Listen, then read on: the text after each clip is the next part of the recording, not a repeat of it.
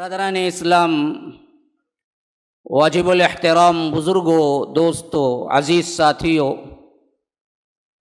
لائق احترام ماؤں اور بہنوں، اللہ کے رسول صلی اللہ علیہ وسلم نے نبوت کا آغاز کلمہ توحید لا الہ الا اللہ کی دعوت سے کیا، اور مکی زندگی جو تقریباً 13 سال پر مشتمل ہے اسی کی دعوت دیتے رہے، جس کے نتیجے میں ایک بہترین مومن اور مسلم، اطاعت گزار، وفا شعار اور عہد کو نبھانے والے مخلصین کی جماعت تیار ہوئی، جس کو رب العالمین نے اعلان کیا کہ السابقون الاولون من المہاجرین والانصار والذین اتبعوہم باحسان رضی اللہ عنہم ورضوا عنہ، جنہوں نے سبقت کیا، آگے بڑھ کر حصہ لیا، ایمان قبول کیا، اور اسی کی پیروی جنہوں نے کی، خواہ وہ انصار میں ہوں خواہ وہ مہاجرین میں ہوں،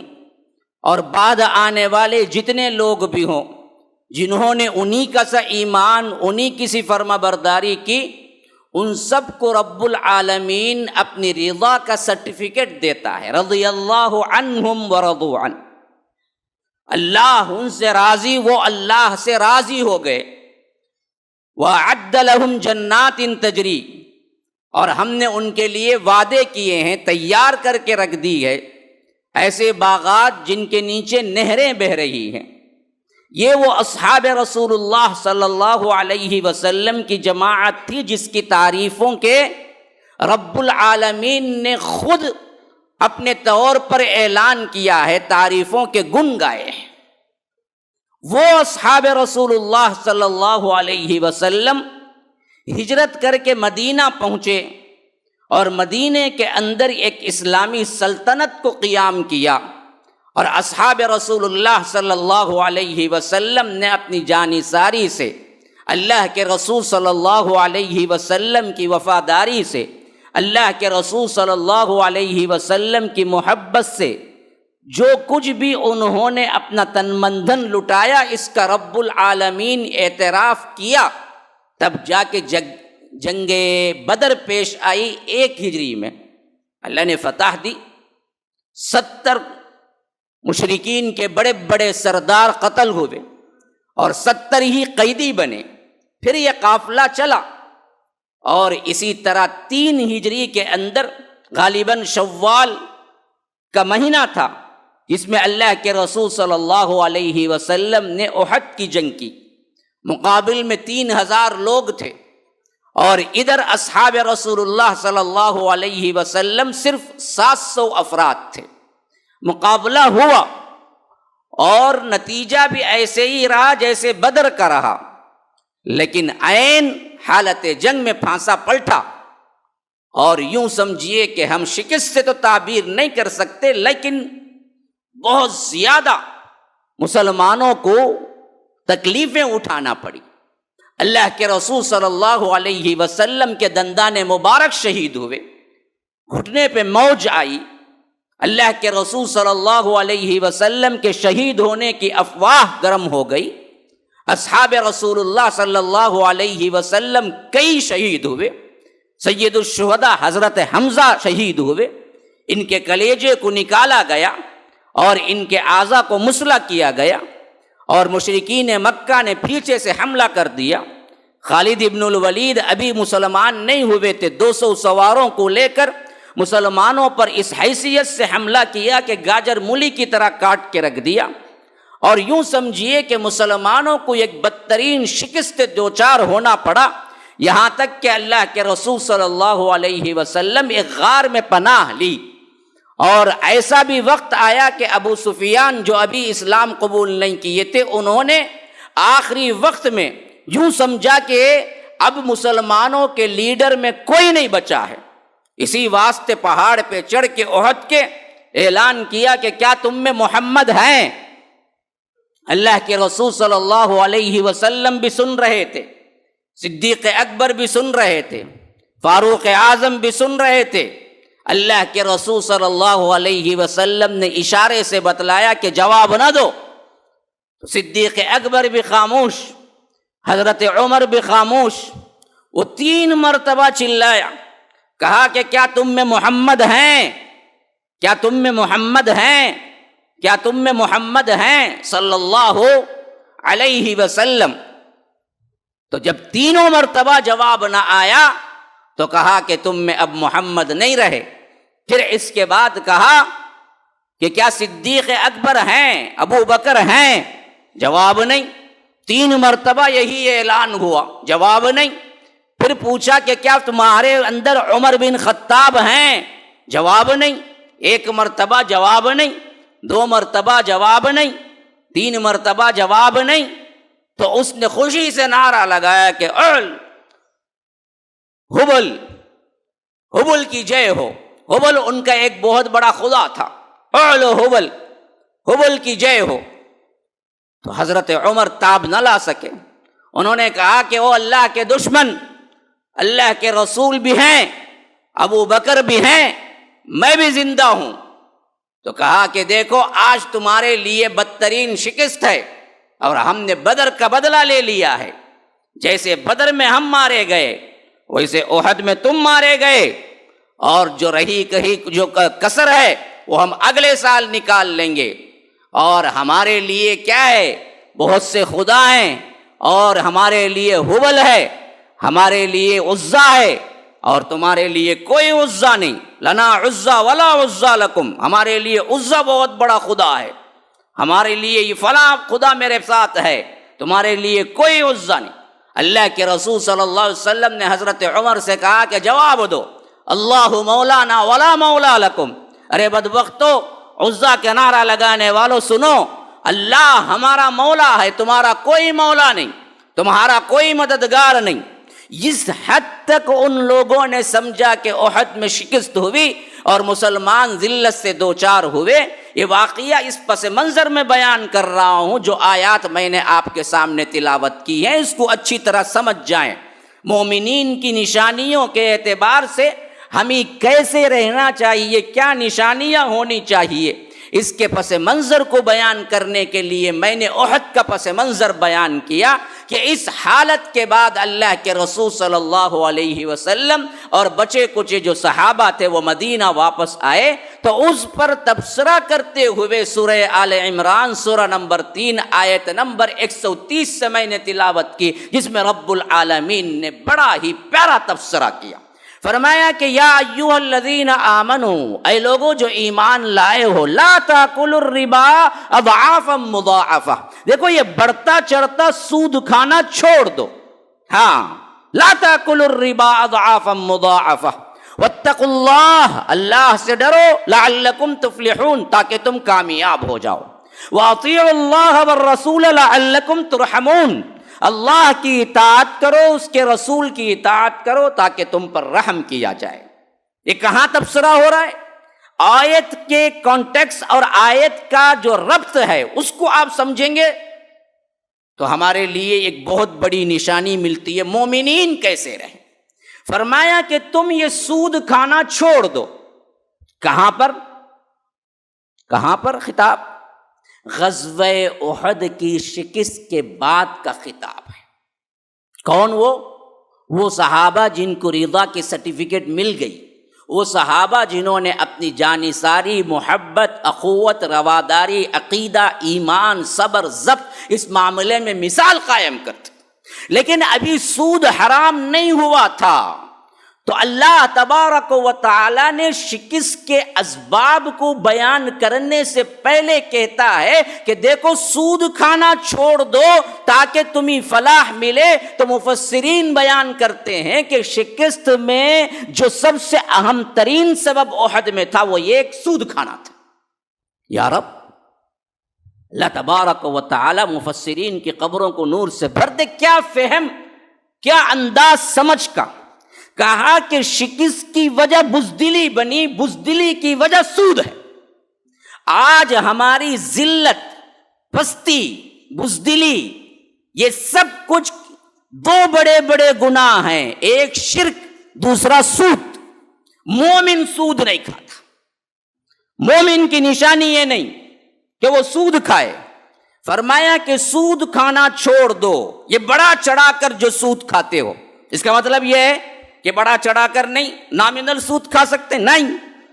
نامنل، نارمل، قرض، بزنس جو بھی ہو، اگر وہ سود کا ہے تو یاد رکھو وہ بڑا چڑھا کر ہی ہے، اور تمہارے لیے سوائے ذلت اور پستی اور نکبت کے کچھ نہیں. یہی تمہیں حاصل ہوگا. پوری دنیا میں آج مسلمان ذلت سے دو چار ہیں، اور ہمارا پڑوسی ملک آپ ذلت کے آخری دہانے پہ ہے. وجہ سود. آج ہم امت مسلمہ کے اندر بڑے بڑے مالدار ترین لوگ ہیں، لیکن اللہ کی قسم کھا کے کہتا ہوں ان کے اکاؤنٹس کھنگال کے دیکھیے، سود سے خالی نہیں ہوں گے. سود ہماری رگ رگ میں ہے. اس کی وجہ ہوئی کیا؟ ذلت، پستی، خاری، غم خاری، اللہ تبارک و تعالی کی مار. چھوٹے سے چھوٹا ٹھیلا لگانے والے سے بڑا تاجر تک ہم میں سود میں ڈوبا ہوا ہے کسی نہ کسی نوعیت سے.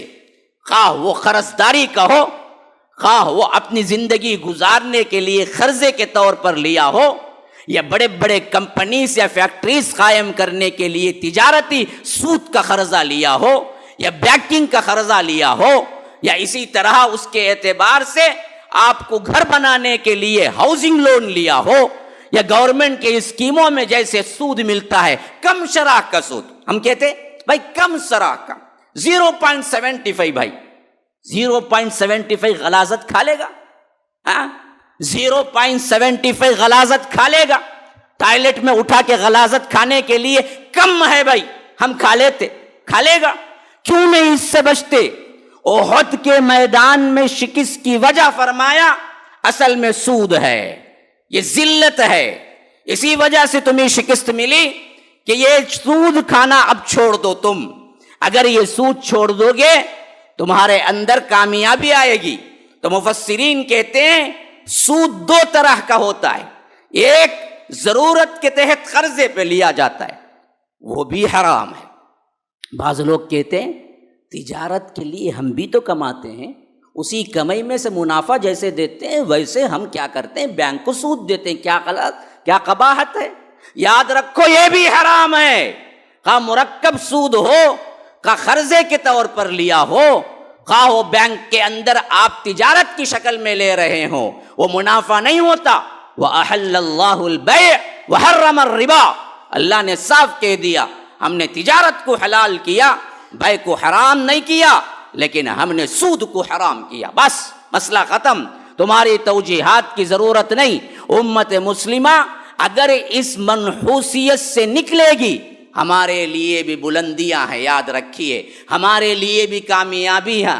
ہمارے دلوں کے اندر آج غیروں کا ڈر، ہمارے دلوں کے اندر کافروں کا رعب و دبدبہ، ہمارے دلوں کے اندر محبت دنیا، ہمارے دلوں کے اندر موت سے نفرت، ہمارے دلوں کے اندر حسد، کینہ، کپٹ، ہمارے دلوں کے اندر اللہ تبارک و تعالی سے بے خوفی، یہ تمام گناہوں کی وجہ سود کھاتے کھاتے کھاتے کھاتے ہمارے دل سخت ہو گئے. وَأَكْلِهِمُ السُّحْتَ.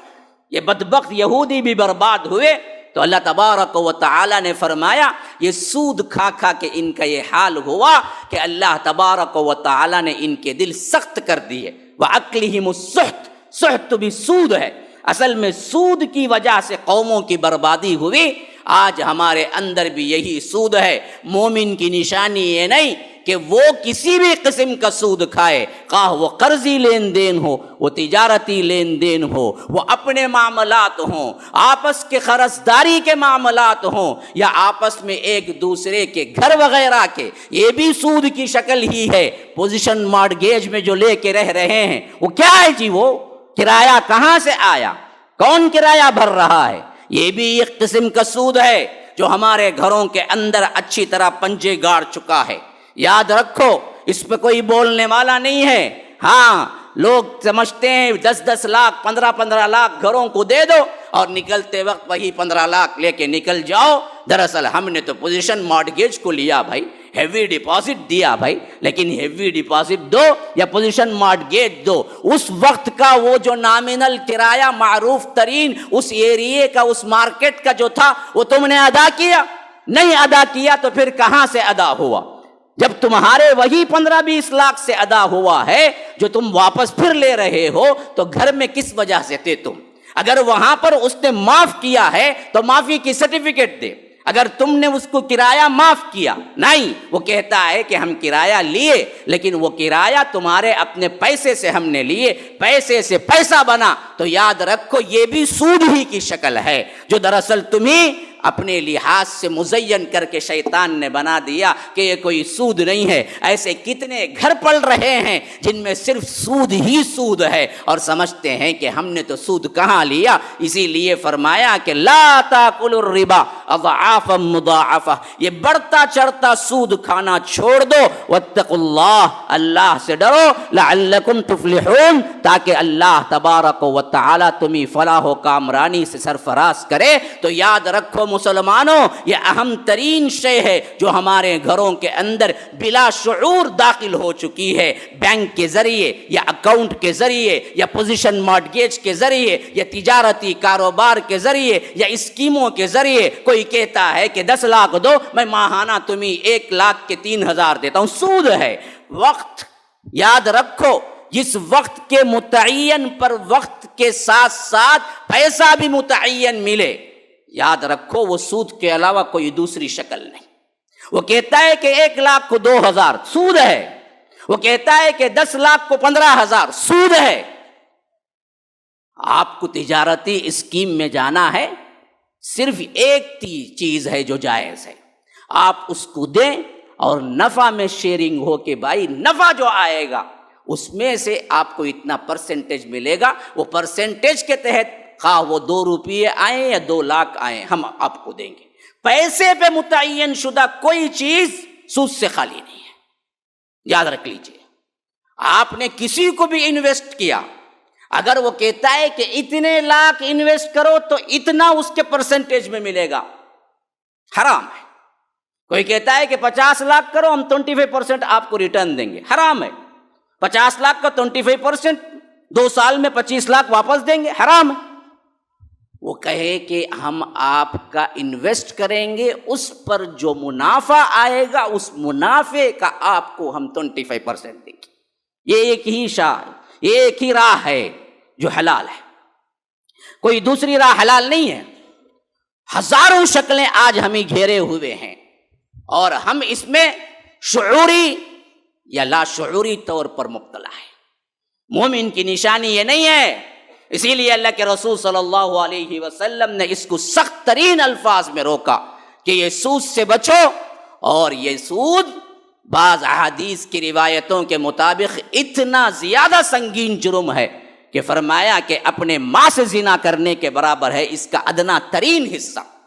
بعض محدثین نے اس حدیث پہ کلام کیا ہے، لیکن پھر بھی مفہوم دوسرے حدیثوں کے ساتھ مل کر پختہ ہو جاتا ہے کہ سنگین ترین جرم ہے، جس کو رب العالمین نے اپنے قرآن میں اعلان کیا کہ ہم ان سے جنگ کا اعلان کرتے ہیں۔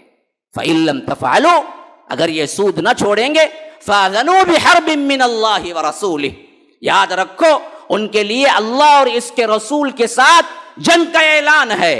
ہاں توبہ کر لیں، وَإِن تُبْتُمْ فَلَكُمْ رُءُوسُ أَمْوَالِكُمْ، تو اس وقت رأس المال جو تمہارا اپنا کیپٹل ہے واپس لے لو۔ توبے کی ایک شکل کیا ہے؟ ایک تو توبہ کرو، ساتھ میں جو دے دیے اس کا رأس المال اصل جو ہے وہ واپس لینے کا حق رکھتے ہو، بس سود کے ساتھ واپس لینے کا حق نہیں ہے۔ نہ دینا جائز، نہ لینا جائز، نہ وہاں کام کرنا جائز، نہ لکھنا جائز، نہ شہادت دینا جائز، نہ گواہی کے لیے جانا جائز، یہ تمام شکلیں۔ یہی ایک چیز تھی جو صحابہ اپنا تن من دھن لگانے کے بعد بھی احد میں شکست کا منہ دیکھنا پڑا۔ صحابہ جیسی شخصیت کو رب العالمین نے فرمایا کہ سود چھوڑ دو، یہی دراصل اصل میں کیا شکست کا سبب بنا احد میں۔ تو ہم کس کھیت کے مولی ہیں کہ ہمیں کامیابی مل جائے؟ میرے دوستو، سود کو چھوڑ دو۔ مومنین جتنے بھی ہیں اگر اپنے آپ کو مومن سمجھتے ہیں ان کی نشانی یہ ہے کہ وہ سود سے پرہیز کریں.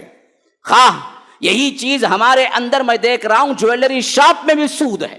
ہماری خواتین جا کے اسکیموں میں پیسے بھرتے ہیں، اور اسکیمز کے تھرو سال 2 سال میں وہ تھوڑا تھوڑا کر کے جو بنتی ہیں، اس کے لیے ہاتھ سے ان کے لیے جوڑی چوڑیاں، ان کے لیے بنگڑیاں، ان کے لیے کیا ہے مال زیورات ملتے ہیں. یہ اسکیم بھی حرام ہے، کیونکہ نقد دینا نقد لینا ہے. سونا اسکیم کے تحت پیسہ دے کے لینا جائز نہیں ہے. یدن بیدن ہوتا ہے سونا.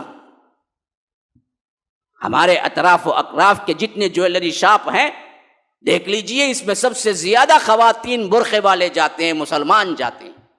اور ان جویلری شاپ میں 1 سال کی 2 سال کی اسکیمیں لگی ہوئی ہیں کہ تھوڑا تھوڑا پیسہ بھرو اور تمہیں کیا کیا جائے گا، آخری میں 10 گرام کی 15 گرام کی تمہارے لیے سونوں کی انگوٹھی، سونے کا زیور یا مال دے دیا جائے گا. یہ بھی حرام ہے، یہ بھی ایک شکل سود ہی کی ہے. نقد پیسہ دیں گے، نقد اسی وقت خرید لیں گے. یہی سونے کی تجارت ہے.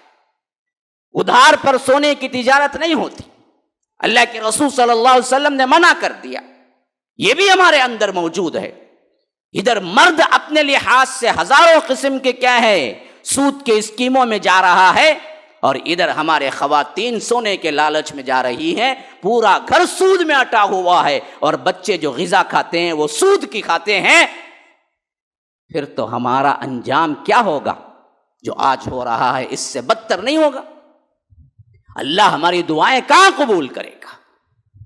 سود سے کھانے والے بننے والے جسموں اور ان کے ہاتھوں کے اٹھے ہوئے دعاؤں کو رب قبول نہیں کرتا. حدیث کے الفاظ ہیں، بہت لمبا سفر کر کے آتا ہے، اشعث اغبر، غبار آلود، پراگندہ بال، عمرے کی نیت سے بڑا دور کا سفر کر کے کعبۃ اللہ پہنچا ہے، اور وہاں رو رو کے دعا کر رہا ہے ہاتھ اٹھا کے. ہاں یا رب یا رب، اللہ قبول کر لے میری دعائیں. اللہ کے رسول صلی اللہ علیہ وسلم کہتے ہیں فَأَكَلَهُ حرام وَمَلْبَسَهُ حرام وَغُذِّيَ بِالْحَرام فَأَنَّى يُسْتَجَابُ لَهُ. اس کا کھانا حرام، اس کا پہننا حرام، اس کی ہڈی کا گوشت جو بنا ہے وہ حرام سے بنا ہے. پھر اللہ کیسے تمہاری دعاؤں کو قبول کرے گا؟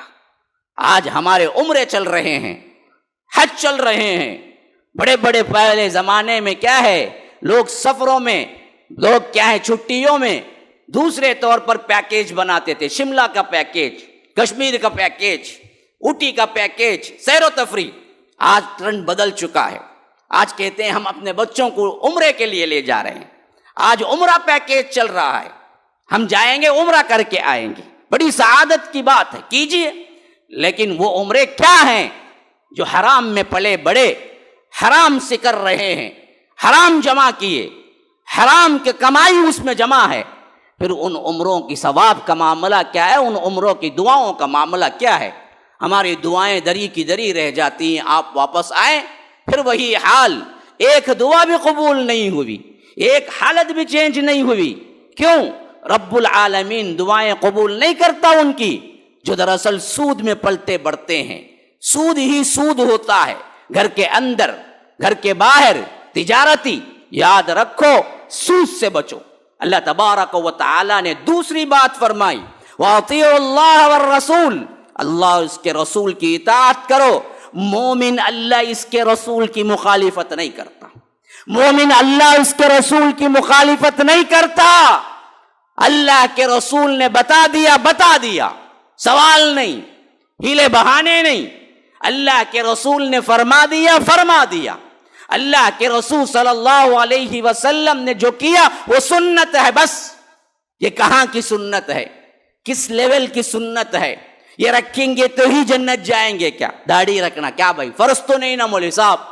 سنت ہی ہے نا. کیا داڑھی نہیں تو جنت جا نہیں سکتے کیا؟ سوال نہیں. جیسے جو کیا وہ کرو، جیسے جو حکم دیا وہ کرو، اسی پہ تمہارے لیے نجات ہے.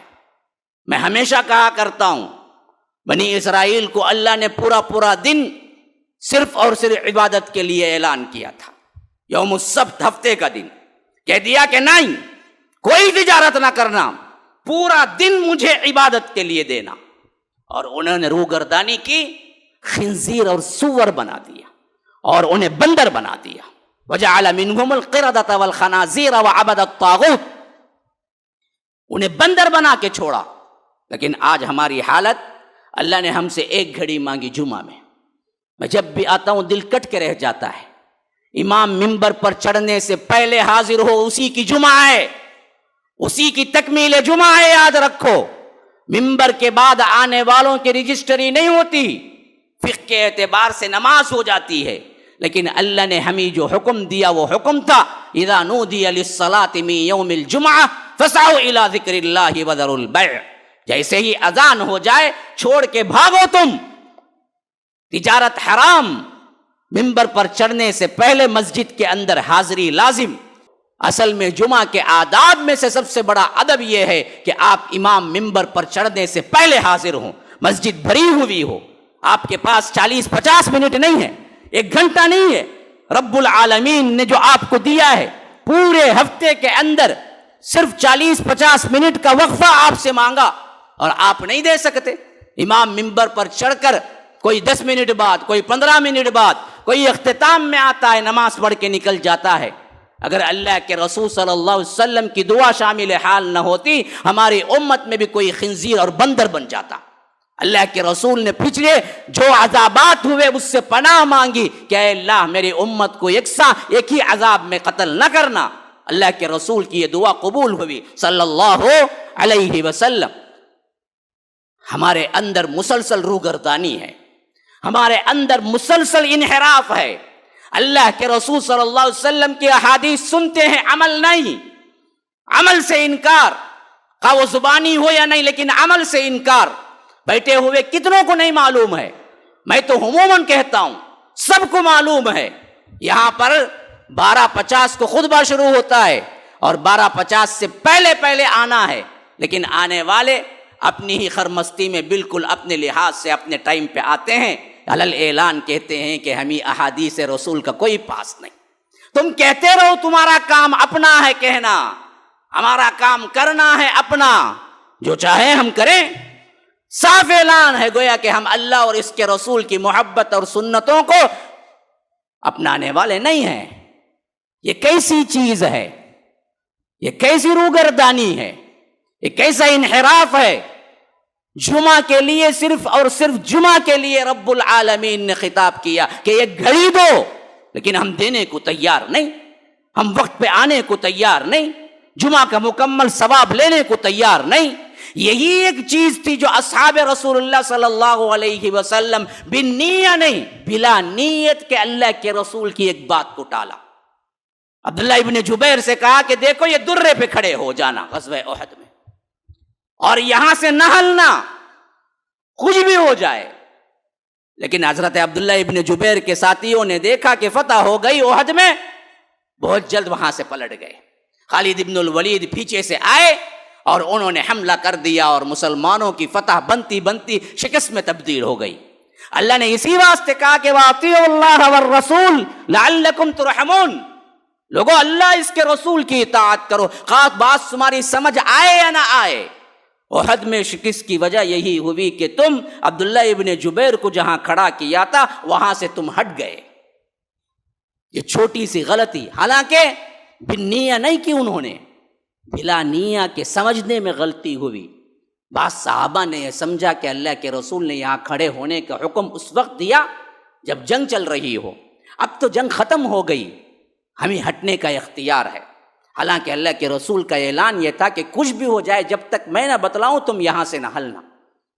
سمجھنے کی غلطی کے اعتبار سے ایک نافرمانی ہوئی تو فتح بنتی بنتی شکست میں تبدیل ہو گئی. اور ہم سمجھتے بوجھتے جانتے سنتے ہمیشہ ہر جمعہ وہی غلطی کرتے ہیں، تو کیا اللہ کی پکڑ نہیں آئے گی؟ سوچنا چاہیے. 10-5 منٹ پہلے آنے سے کیا ملٹی ملینئر بن جائیں گے؟ کیا کروڑوں کا تمہارا نقصان ہو جائے گا؟ یہ نہیں تو کروڑوں کا نفع ہو جائے گا. آخر اللہ اس کے رسول کی مانتے کیوں نہیں ہیں؟ اللہ اور اس کے رسول کی مانتے کیوں نہیں ہیں؟ اپنی دنیا آخرت کیوں خراب کر لیتے ہیں؟ فرمایا وَأَطِيعُوا اللَّهَ وَالرَّسُولَ، اللہ اور اس کے رسول کی اطاعت کرو، لعلکم ترحمون، تاکہ تم پر رحم کیا جائے.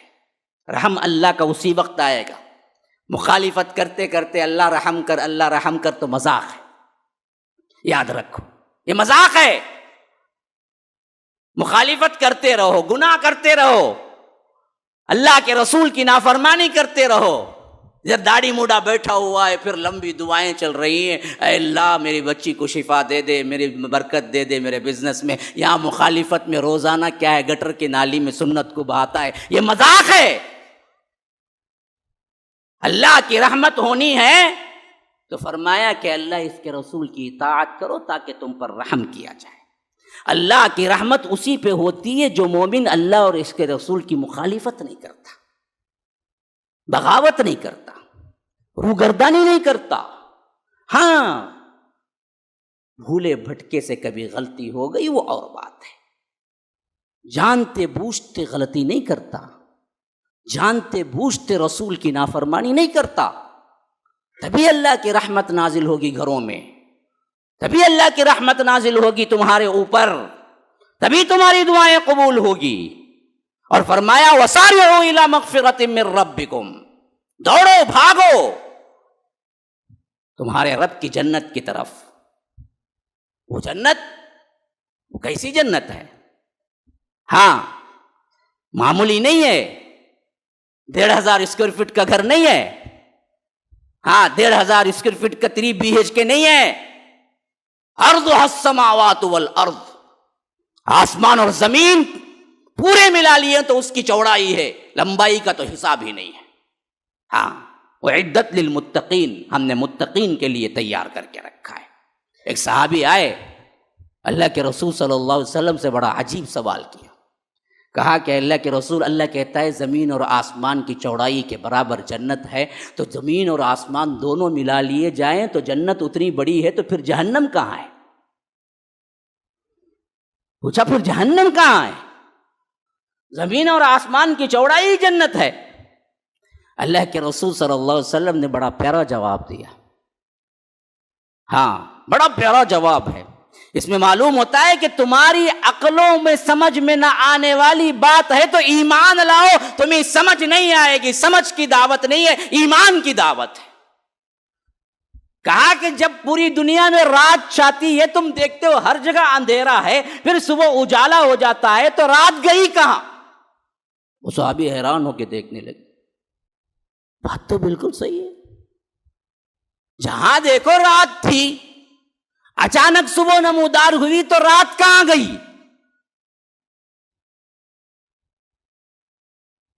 کہاں گئی رات؟ اور صحابی خاموش ہو کے پلٹ کے جانے لگے۔ اللہ تبارک و تعالی نے جو بتایا وہ تمہاری سمجھ سے بالاتر ہے، لیکن ایمان لاؤ، یہی ایمان ہے۔ اس کی چوڑائی زمین آسمان کے برابر ہے، تمہیں وہاں جا کے سمجھ آئے گا اس کی چوڑائی کیسی ویسی ہے۔ وعدت للمتقین، یہ متقین کے لیے ہم نے تیار کر کے رکھا ہے۔ وہ متقین، وہ مومنین جن کی نشانی ایک اور یہ ہے کہ الذین ينفقون فی السراء والضراء، حالت تنگ دستی میں ہو، حالت خوشدلی میں، خوشحالی میں، وہ اللہ کی راہ میں دیتے رہتے ہیں۔ تنگی ہو تو تنگی کے لحاظ سے دیتے ہیں، خوشحالی ہو تو خوشحالی کے لحاظ سے دیتے ہیں۔ بعض لوگ بولتے ہیں میں بہت دیتا تھا بھائی، اب کیا بھی نہیں ہے بھائی، کرونا آنے کے بعد کچھ بھی نہیں ہے بھائی، کی کھاتا نہیں، بھوکا مرے گا؟ کرونا آنے کے بعد بھی کھاتا نا، تو ہوٹلوں میں جاتا نا، سیر سپاٹے ہیں نا، ہاں اس کے لیے پیسہ کہاں سے آیا؟ ينفقون فی السراء والضراء، خوشحالی میں ہو یا تنگ دستی میں دو۔ مومن کبھی دینے سے نہیں کتراتا، دیتا رہتا ہے اپنی وسعت کے مطابق۔ ہاں پہلے 100 روپیے دیتا تھا، اب 10 روپیے دو، لیکن دو۔ یہ دینا ہے تو ایمان بچا ہے، پھر کنجوسی آ گئی تو نفاق داخل ہوگا۔ یاد رکھو یہ دینا ہی دینا ہے، سود نہ لینا اسی واسطے حرام ہے کہ دینے کی صفت جاتی رہتی ہے، سود خور کبھی سخی نہیں ہو سکتا۔ یاد رکھیے، اگر آپ کو یقین نہیں ہے تو پان بروکر کے شاپ میں آپ چلے جائیے، جتنے لوگ سود خور بیٹھے ہوئے ہیں ان کا پیٹ بھی دیکھ لیجئے، جہنم کی آگ بھرتے بھرتے بالکل کیا ہے 4-5 آدمیوں کی طرح، مٹکے کی طرح ہوگا، اور ساتھ میں آپ کبھی اس کو سخی نہیں پائیں گے۔ یاد رکھو، سود خور سخی نہیں ہو سکتا، اسی لیے فرمایا کہ سود کو چھوڑو، سخاوت اپناؤ، دو اللہ کی راہ میں، جو بھی ہے دو جیسے بھی ہو، تمہارے پاس 10 روپیے دو دینے کی کوشش کرو، اللہ کی راہ میں دیتے رہو، خواہ وہ حالت تنگ دستی میں ہو، حالت خوشحالی میں ہو۔ والقاظمین الغیظ، غصے کو پی جاتے ہیں، غصہ نہ کرو، یہ مومن کی صفت ہے۔ اللہ کے رسول صلی اللہ علیہ وسلم کے پاس ایک صحابی آئے، پوچھا اللہ کے رسول مجھے وصیت کیجیے، کوئی نصیحت کر دیجیے۔ فرمایا لا تغضب، فردد مرارا، اس حدیث کے الفاظ ہیں اللہ کے رسول صلی اللہ علیہ وسلم نے فرمایا غصہ مت کر۔ وہ صحابی پوچھے اللہ کے رسول دوسری نصیحت، کہا کہ غصہ مت کر، تیسری نصیحت کہا کہ غصہ مت کر، فردد مرارا، وہ بار بار پوچھتے رہے نصیحت کیجئے نصیحت کیجئے نصیحت، ایک ہی بات اللہ کے رسول ان سے کہتے رہے لا تغضب لا تغضب لا تغضب، غصہ نہ کر غصہ نہ کر غصہ نہ کر، ایک ہی نصیحت کی اس کو، غصہ نہ کر۔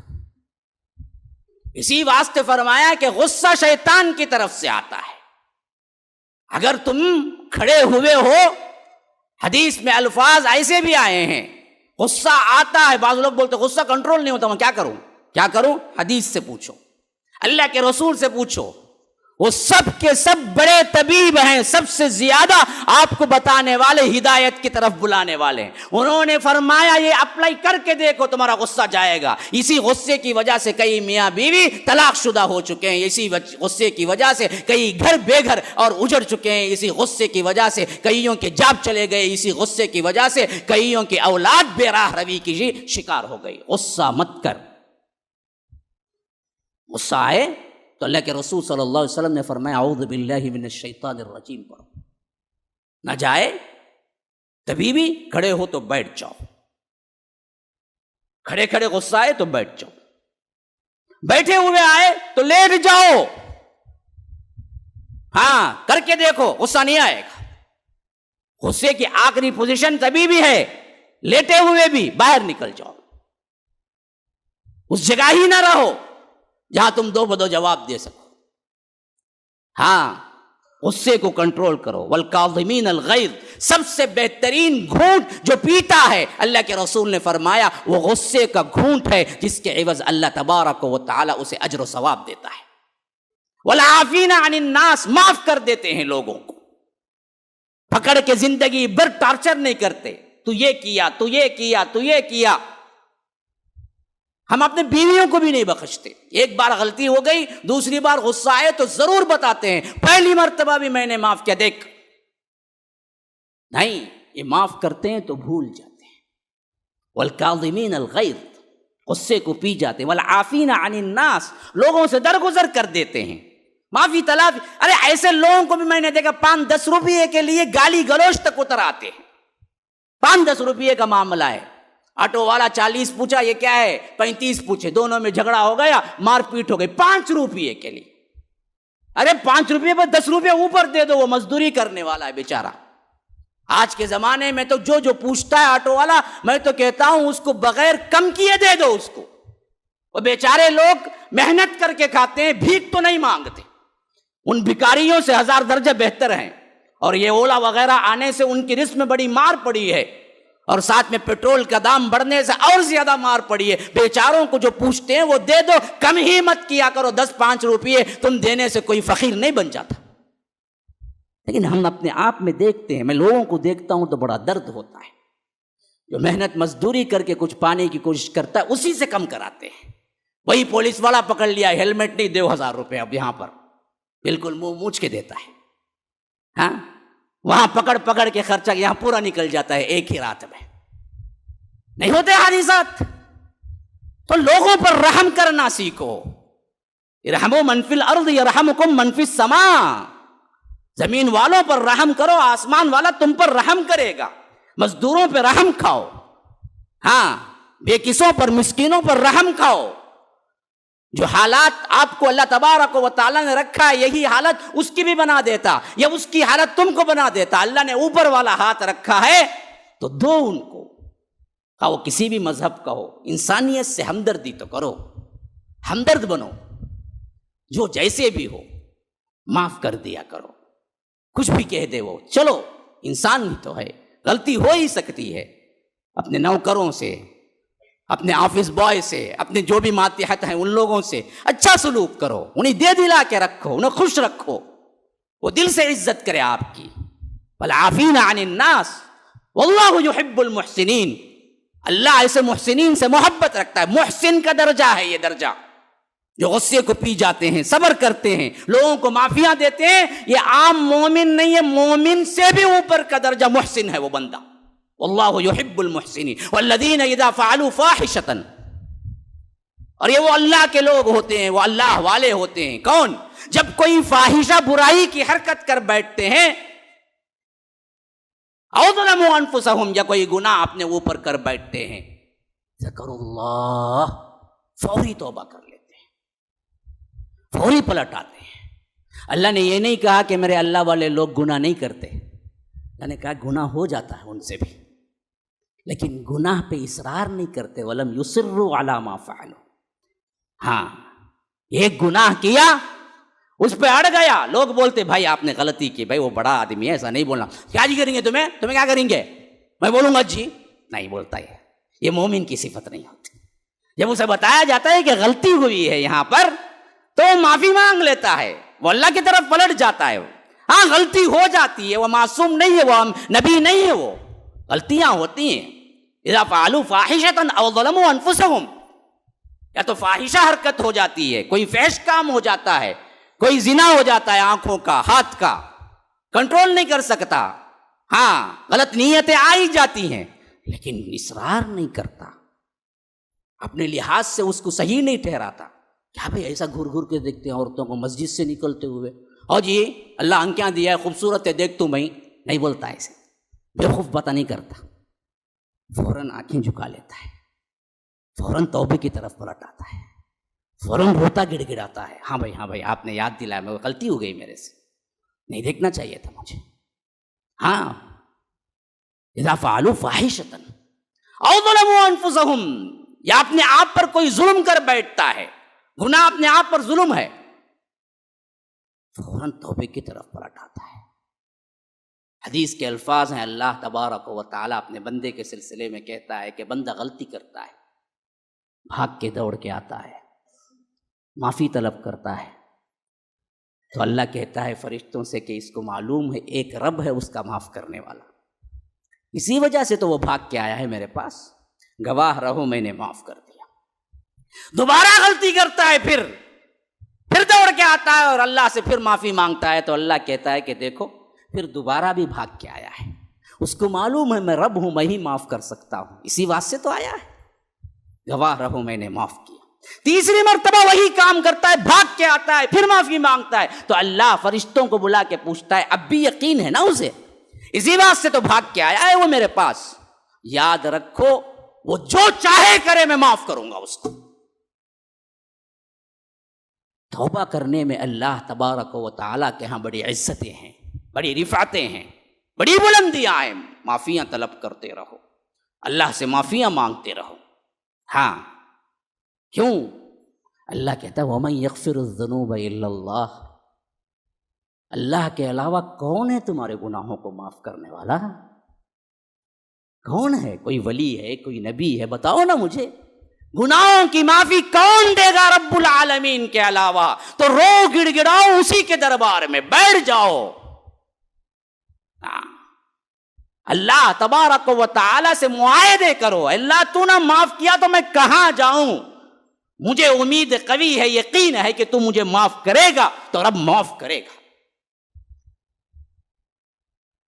جیسے کیا ہے، محبتوں میں کبھی دوستوں سے آپ معاہدے کر لیتے ہیں کہ مجھے یقین ہے تو مجھے دے گا جی، تیرے بھروسے پہ آ گیا، مجھے آج 10,000 کی ضرورت ہے، تو نہ کہنا تو بخیل سے بخیل بھی نکال کے کبھی دے دیتا ہے، تجھے مجھ پہ اتنا بھروسہ ہے تو لے جا. رب تو رب شہنشاہوں کا شہنشاہ ہے، آپ اس سے معاہدہ کر کے بیٹھ جائیں کہ رب تیرے دربار میں آ گیا، تو نہ معاف کیا تو میں کہاں جاؤں گا؟ تو کیا رب معاف نہیں کرے گا؟ رو تو صحیح اس انداز سے، گڑ گڑاؤ تو صحیح اس انداز سے کہ رب کہے کہ ہاں یہ میرا بندہ کہیں نہیں جانے والا ہے، معاف اسی کروں گا میں. اس لیے حدیث میں اللہ کے رسول نے فرمایا کہ پھٹے پرانے کپڑے پہننے والے فقیر قسم کے ایسے اللہ کے بندے ہیں، جب وہ قسم کھا لیتے ہیں تو اللہ پورے کر کے رہتا ہے، مسئلہ ختم۔ اللہ کے ہاں ان کا درجہ اتنا بلند ہے کہ وہ کوئی بات زبان سے نکال دیتے ہیں نا، پھر اللہ تبارک و تعالیٰ ٹالتا نہیں ہے، اس دعا کو قبول کر لیتا ہے۔ ہاں، تو اللہ کے یوں بندے بنو۔ وَلَمْ يُصِرُّوا عَلَى مَا فَعَلُوا وَهُمْ يَفْعَلُونَ، وہ اپنے گناہوں پہ اصرار نہیں کرتے، فوری توبہ کرتے ہیں۔ أُولَٰئِكَ جَزَاؤُهُم مَغْفِرَةٌ مِّن رَّبِّهِمْ، یہی وہ لوگ ہیں جن کو رب العالمین کی طرف سے بہترین بدلہ مغفرت ہے ان کے رب کی طرف سے، وجنات تجری من تحتها الانہار، باغات ہیں جن کے نیچے نہریں بہ رہی ہیں، خالدین فیہا، جس میں وہ ہمیشہ ہمیشہ رہیں گے۔ فنعم اجر العاملین، عمل کرنے والوں کے لیے رب العالمین نے کیا ہی بہترین ان کے لیے بدلہ تیار کر کے رکھا ہے۔ ھذا وباللہ التوفیق، وصلی اللہ وسلم علی نبینا محمد۔ اسأل اللہ لی ولکم ولسائر المسلمین من كل ذنب فاستغفروه انه هو الغفور الرحيم۔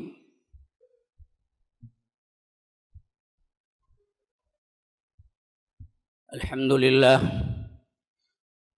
لله حمدا كثيرا كما امر، واشهد ان لا اله الا الله وحده لا شريك له ادغاما لمن جحد به وكفر، وصلى الله وسلم على نبينا محمد۔